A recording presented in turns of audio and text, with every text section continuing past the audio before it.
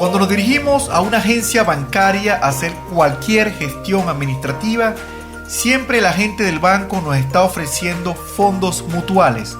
Para mí, los fondos mutuales es algo completamente del pasado.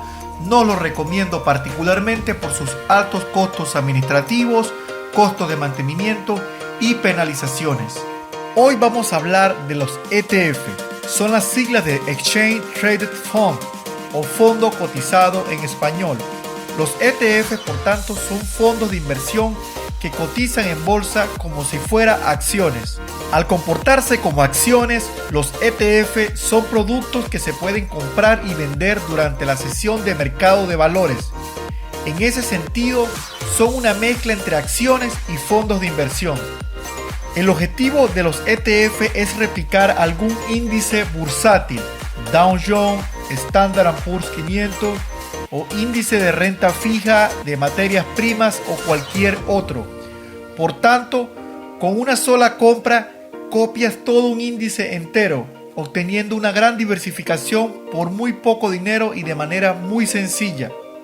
Como te he dicho al principio, los ETF son productos muy similares a los fondos de inversión. Las principales diferencias entre estos y los fondos son la tributación y los tipos existentes, algo que te cuento un poco más adelante. Las ventajas de los ETF son: primera, diversificación. Como ya he comentado, al comprar participaciones de un ETF, compras un índice bursátil entero, por lo que si eliges uno que replique al Standard & Poor's 500, compra acciones de 500 empresas de un plumazo, obteniendo una espectacular diversificación de manera automática. Por otra parte, los ETFs permiten invertir en países desconocidos o emergentes de una manera muy sencilla, por lo que permiten diversificar también de manera geográfica.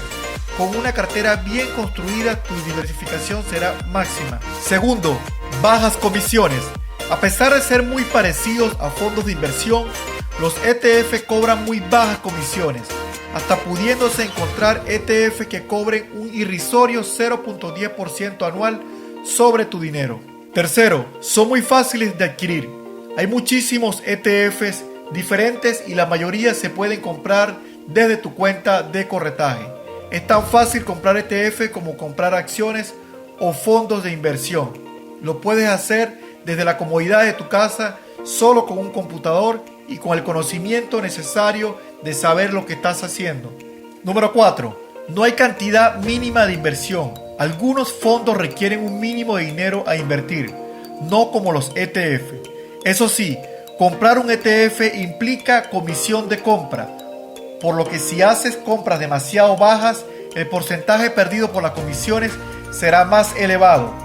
El genio de la inversión Warren Buffett ha dejado claro muchas veces que recomienda a su mujer invertir todo su dinero en ETF cuando muera, por su sencillez y rentabilidad.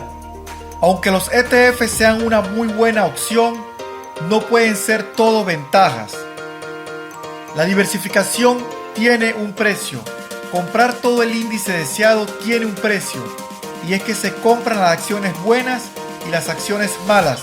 Si compras acciones de manera individual, puedes elegir exactamente dónde poner tu dinero, mientras que si adquieres un ETF, solo puedes elegir el índice y te comerás algunas empresas que no te gusten, cosa que puede implicar obtener menos rentabilidad por tu dinero. En segundo caso, tributan como las acciones. Los ETFs tienen el mismo tratamiento que las acciones, por lo que si vendes tendrás que pagar impuestos sobre la plusvalía. Y por último, y no menos importante, tienen comisiones de compra y venta. Por supuesto, esta es la ganancia del broker o la cuenta de corretaje. Antes de ver cómo elegir un ETF, tenemos que analizar qué tipos de ETF hay, ya que hay una oferta muy grande y si no tienes una idea general, te puedes volver loco buscando. Están los ETFs de réplica física versus réplica sintética. Los ETF pueden ser de réplica física o sintética según tengan exactamente los componentes de lo que lo replican o lo imiten, como productos derivados. Un ETF de réplica física referenciado al Standard & Poor's 500, por ejemplo, tendrá las acciones que componen al Standard & Poor's 500. en la misma proporción, por lo que su rendimiento siempre será exactamente el mismo que del Standard & Poor's, restando por supuesto la comisión. Uno de réplica sintética, en cambio, no tiene por qué tener las acciones que componen al Standard & Poor's, sino que pueden replicarlas con derivados y otros productos del estilo, no teniendo por qué ofrecer la misma rentabilidad que el índice al cual copia. También existen unos ETFs que se les llama de acumulación versus distribución, que son los ETFs al cual reparten dividendos o los acumulan. Hay que tener en cuenta que los dividendos repartidos tributan generalmente entre un 18 a un 19%, va a depender del país. Por supuesto, para gustos, colores, pero en mi opinión, para considerar comprar un ETF, este debe cumplir unas ciertas características básicas. Por ejemplo, réplica física. Los ETF de réplica sintética son complicados de entender, ya que pueden realmente comprar lo que sea para intentar obtener una extra rentabilidad o una rentabilidad extra.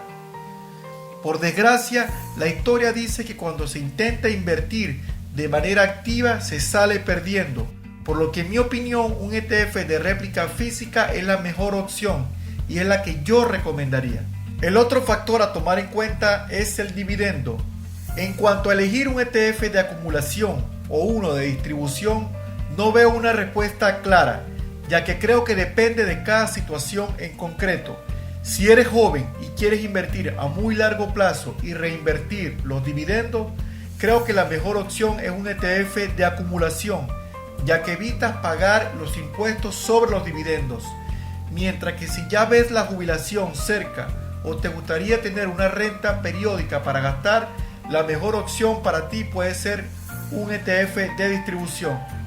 Personalmente, y como ya he comentado en otras ocasiones, prefiero la inversión en bolsa a otras porque lo que considero que el mejor tipo de ETF es uno referenciado a un índice bursátil.